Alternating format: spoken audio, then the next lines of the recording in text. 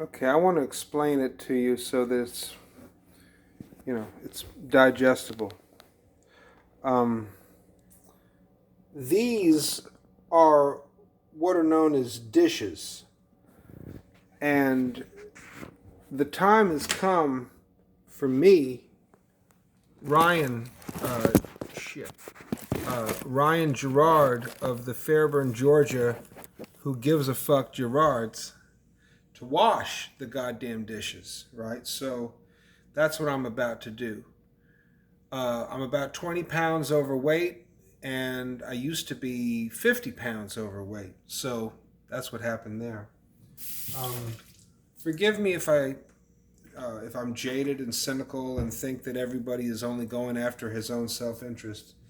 It's just it's just the way I've interpreted the vicissitudes of life. See, I come from a family where no one gives a fuck. The aunts and uncles don't care. The parents don't care. The siblings, well, we do the best we can. We're all just as equally afflicted. Um, but, it's cynicism, being distrustful and believing that people are only motivated by self interest. It's all it is disappointment.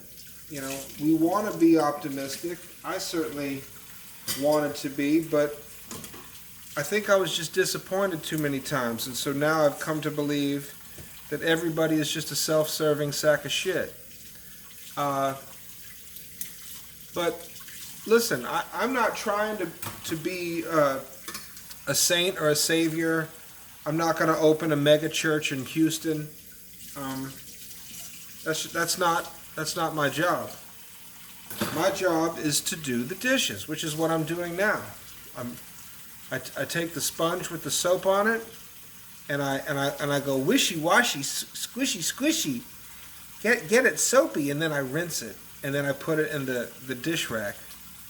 So I do this every time I cook, and every time I eat, I cook because I can't afford to go to restaurants.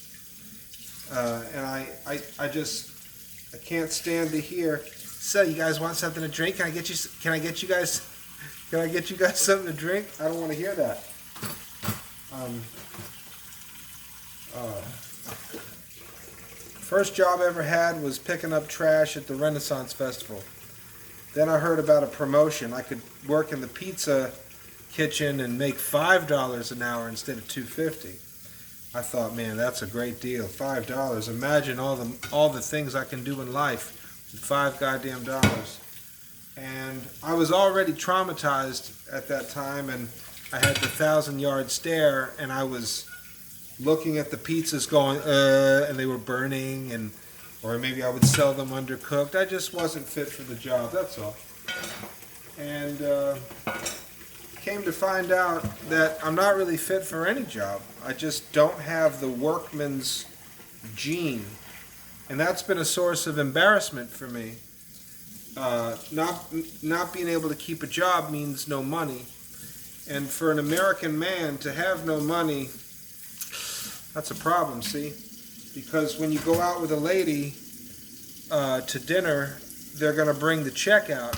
And if you can't pay for it and she has to pay for it, there's always this moment where you turn your head this way because you're ashamed that you can't pay for the food. I know what I'm talking about. See, I didn't really have a mother growing up. So I was so desperate for women to pay attention to me that I was hoodwinked a lot. I was used. I was happy to be used. Just as long as they were paying attention to me, I was cool with it. But it led to some very bad decisions on my part. And of course, when you added the alcohol to the mix, it was very, very messy. I don't drink anymore. I've been sober for almost 5 years. And I haven't been laid in almost 4 years. Now, that's a conscientious decision for me, but I want to tell you that These men who shoot up the churches and the schools or the stadiums, you know, they go in with an AK and just blow away 50 people at one time. Those guys aren't getting laid. The people who are walking around working at bookstores in San Diego stoned all day going, yeah, dude, they're not getting laid. And if not getting laid elicits aggressive or miserable behavior, it also will make a person a creep. So these guys who are cutting the heads off of baby dolls or scotch taping pictures of girls' underwear to their walls and their bathroom and their rooms, you can best believe they're not getting laid. So, you know, how am I handling it? What I do is, do I say it? I don't know. I don't want to get flagged. I don't want to say anything that's going to get me flagged. Look, we're all doing the best we can, okay? I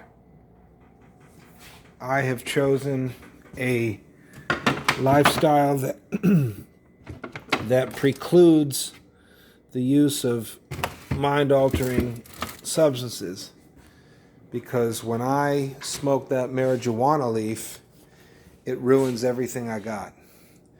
And when I drink, it makes me crazy. And yeah, so I'm just really hoping that the second half of my life is infinitely better than the first half of my life, because the first half of my life was really fucked up. The childhood was, I almost didn't survive it. It was just an absolutely amazing amount of physical violence to go through. And the only thing worse than physical violence is getting yelled at, and the only thing worse than that, or comparable to that, is being ridiculed and made fun of and humiliated in public, which I know a lot about all this stuff because I paid a very heavy, heavy price to be different when I was a kid. And looking back, I don't think it was worth it. Having long hair and trying to be Bon Jovi in school. Why would I want to be Bon Jovi? Well, in those days, you know, late 80s, early 90s, you know, my stepmother was in love with John Bon Jovi. She didn't give a damn about the kids, or about my dad, but she was very enthused with this rock star. And so I thought, well, shit, I got to be a rock star. And then my mother only cared about her dogs. So I thought, man, I really wish I was a golden retriever, because then my mom would love me. So, you know, you try to explain this to people and they look at you like you're nuts. But it's okay, man. I've come into some acceptance. I've been in therapy for years. The dishes are done and this video's over. But I just thought I would break it down so that, you know, it all makes sense. Okay? Okay?